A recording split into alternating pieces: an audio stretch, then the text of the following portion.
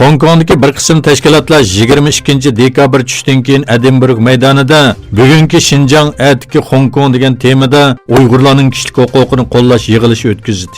Qo'llarda Hong Kong bayrog'i va Sharqi Turkiston mustaqilligining simvoli bo'lgan oy yulduzli ko'k bayroq ko'targan namoyishchilar Xitoyning Sharqi Turkistondagi erkiy qirg'inchiligiga qarshi shiorlar to'ladi.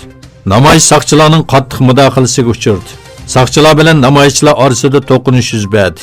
Hong Kongda Xitoyga o'tkazib berish qonun loyihasiga qarshi boshlangan namoyishlar 6 oydan buyon davomlashmoqda.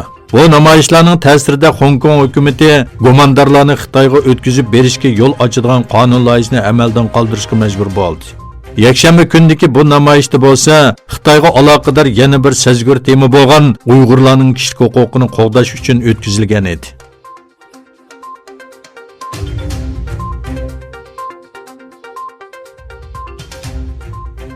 Avstraliya poytaxti Venada Xitoyning Sharqi Turkistonda Uyg'urlar elib berayotgan erkiy qirg'inchilikqa qarshi namoyish o'tkazildi.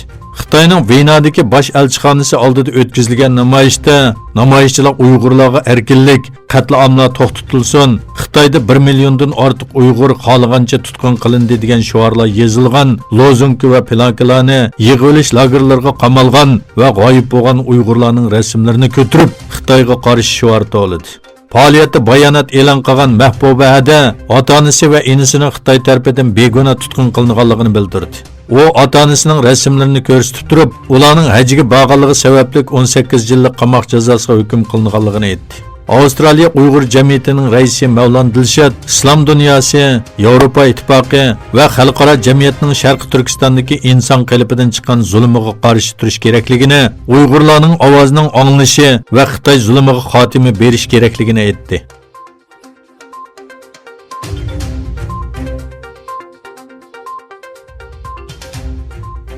Amerika Tashqi ishlar ministri Mike Pompeo Rossiya va Xitoyning Suriyaga chegara atlab yordam berishiga kafolatlik qilishiga aloqador Birlashgan Davlatlar Tashkiloti Xavfsizlik Kengashi qarorining yengilishini rad qilishini nomus ish deb atadi.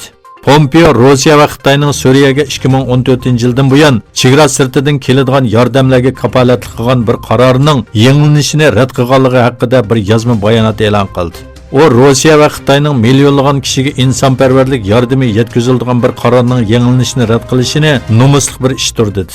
Pompeo yana Rossiyaning 14-qitim, Xitoyning bo'lsa 8-qitim huquqini ishlatib, Suriyaga insonparvarlik yordami o'tkazishga to'sqinlik qilganligini tilga oldi.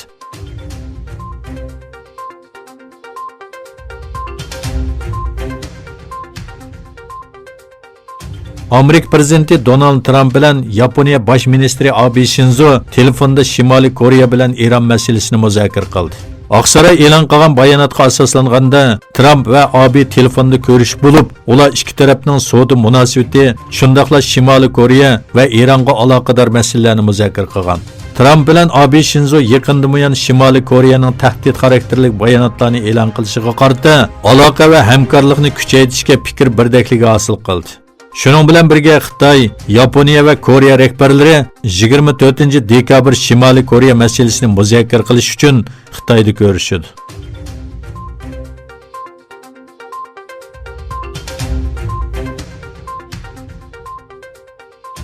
Dünya Musulmon olimlar ittifoqi Hindiston hukumatini 6 xil dindagi kishilarga Hindiston grajdanligi beradigan, lekin o'xshash ahvoldagi musulmonlarni chetga qoqadigan fuqarolik qonunidan voz kechishga chaqirdi.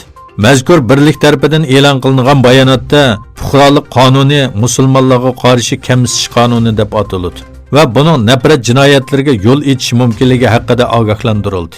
Yana bir tarafdan Dünya Musulmon olimlar ittifoqi va Islom hamkorlik tashkilotining Xitoyning Sharqi Turkistonda Uyg'urlarga qaratgan erkiy qirg'inchiliklarga sukut qilishi tanqid kuchirmoqda.